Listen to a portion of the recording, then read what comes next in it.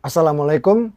Saya mau meluruskan narasi sesat rumah tidak boleh dipakai ibadah dan ibadah itu harus di gereja. Ini narasi sesat dan biadab. Kalau rumah tidak boleh dipakai ibadah, berarti kita umat Islam juga tidak boleh sholat di rumah. Sholat wajib di masjid. Tapi kan faktanya kita umat Islam boleh sholat di rumah. Begitu juga kalian umat Kristen. Ya boleh ibadah di rumah. Boleh ibadah di rumah. Jadi kalau kalian umat Kristen dilarang ibadah di rumah dengan narasi ibadah harus di gereja, itu adalah narasi sesat yang berbau Kristenfobia dan diskriminasi SARA. Lawan. Ayo, galakan ibadah di rumah. Hak beribadah di rumah adalah hak kalian yang dilindungi undang-undang. Hak kalian yang dilindungi undang-undang. Sebarkan lagi video ini, lawan Kristenfobia, lawan diskriminasi SARA.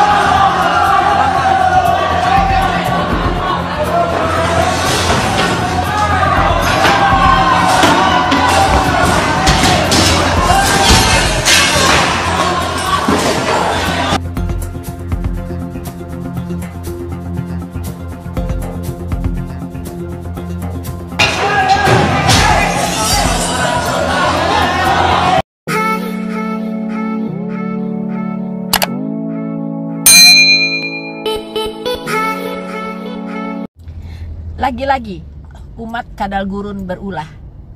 Kembali melakukan secara brutal perusakan rumah ibadah di Kabupaten Sukabumi.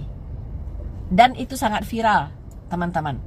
Mereka begitu brutal, ya, bersama-sama menghancurkan kaca-kaca rumah ibadah, bahkan mengambil salib untuk memukul kaca-kaca di rumah tersebut. Ini semakin membuat agama yang mereka anut tiarap, teman-teman, ya. Semakin banyak yang murtad.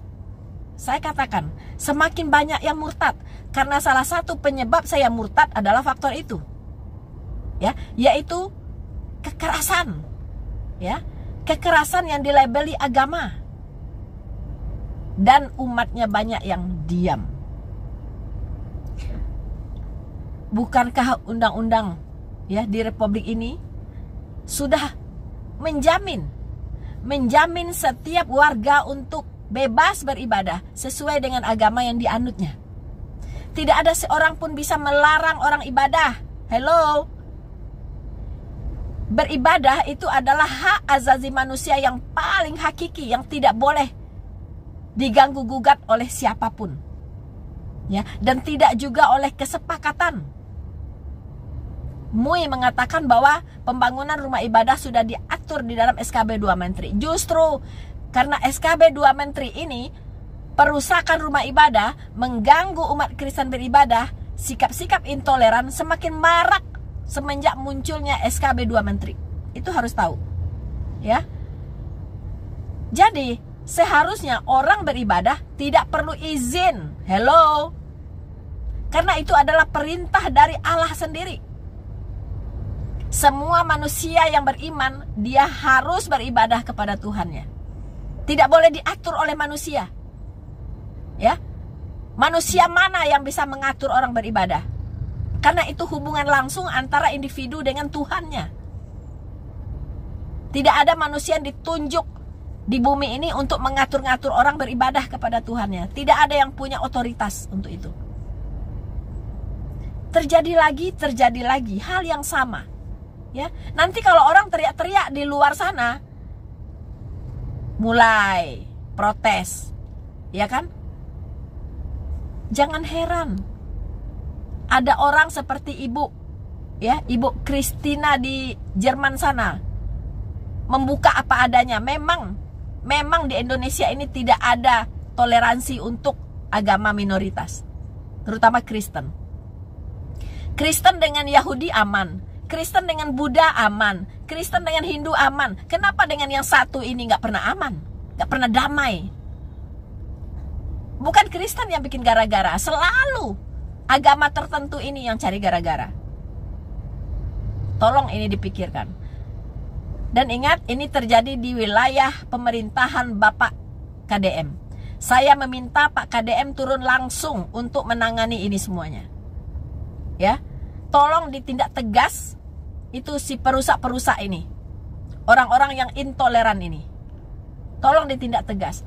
Tidak ada yang bisa membenarkan perilaku seperti itu.